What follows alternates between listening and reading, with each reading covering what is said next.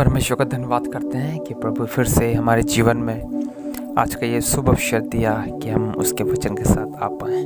आज का वचन है, क्या हमारे पास यीशु नाम है।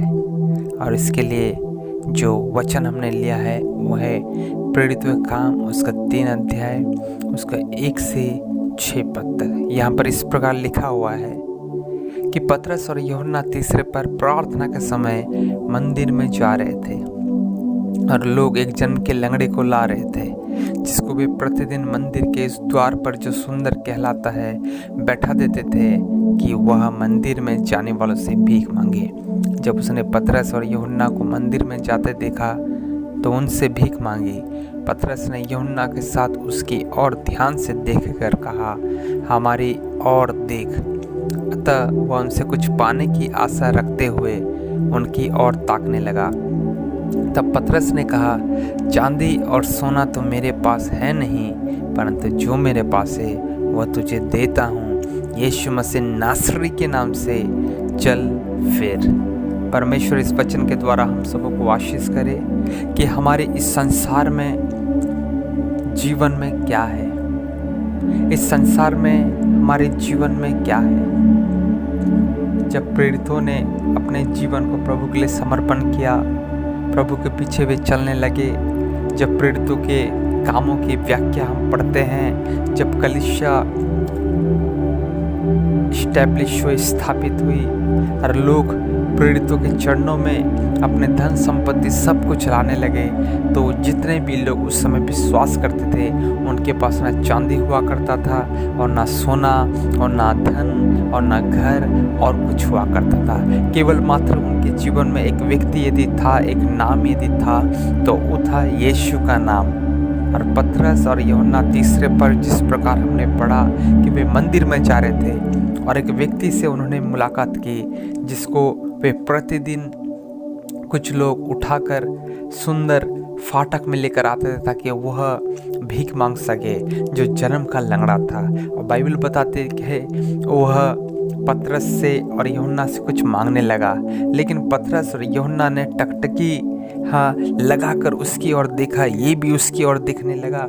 और इस समय में पतरस कहता है कि चांदी और सोना तो मेरे पास है नहीं, परंतु जो मेरे पास है वह तुझे देता हूँ। यीशु मसीह नासरी के नाम से चल फिर।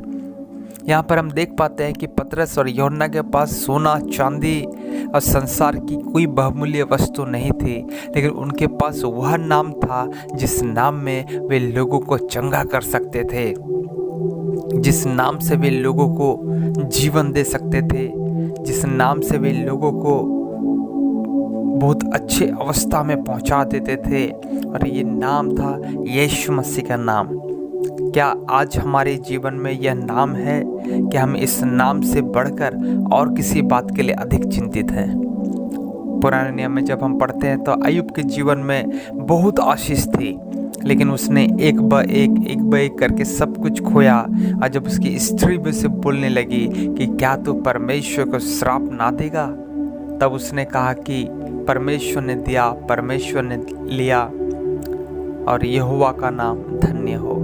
जब अय्यूब पुराने नियम में रहकर यहोवा परमेश्वर का नाम को धन्य कहता है और उसके नाम से वो अपने आप को सुखी पाता है, तो हम जो नए नियम के सेवक हैं, हमारे जीवन में यीशु का नाम अधिक सुखदायी सुगंध क्यों ना होगा?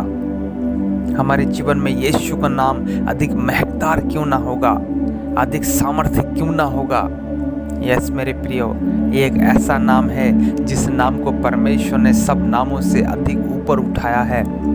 यह एक ऐसा नाम है जिस नाम को परमेश्वर नीचे रहने ना दिया। एक ऐसा नाम है जिस नाम में हमें जीवन, हमें शांति, हमें दया, हमारे जीवन में पवित्रता, हमारे जीवन में आशीष आती है। और ये नाम है यीशु मसीह नासरी नाम। हालेलुया। यीशु मसीह का नाम जो हमारे पापों के लिए अपने आप को क्रूस के ऊपर कुर्बान कर दिया, जिसके नाम से पापों की क्षमा का प्रचार होता है, यही है यीशु नाम। सो परमेश्वर हमारे जीवन में इतनी आशीष दे कि हमारे जीवन में हो सकता है सोना, चांदी और विभिन्न प्रकार के बैंक बैलेंस, घर, ये सब ना भी हो, लेकिन हम यीशु मसीह के नाम को अपने जीवन से ना हटने दें, क्योंकि ये हमारे जीवन का आधार है और इस आधार पर हम बने हुए हैं। और यदि हम यीशु मसीह के नाम को अपने जीवन से दूर कर देते हैं तो मेरे प्रियो, हमारे पास कुछ भी नहीं होता है। सो प्रभु के वचन के द्वारा परमेश्वर आपको आशीष दे और हर समय बात याद रखे कि सोना या चांदी या पैसे हो ना हो, लेकिन यीशु मसीह का नाम हमारे जीवन में सदा सर्वदा रहे। परमेश्वर हम सबको बहुतायत से आशीष दे। हम सबको परमेश्वर बहुतायत से वचन के द्वारा आशीष दे। प्रभु यीशु के नाम से जय मसीह की।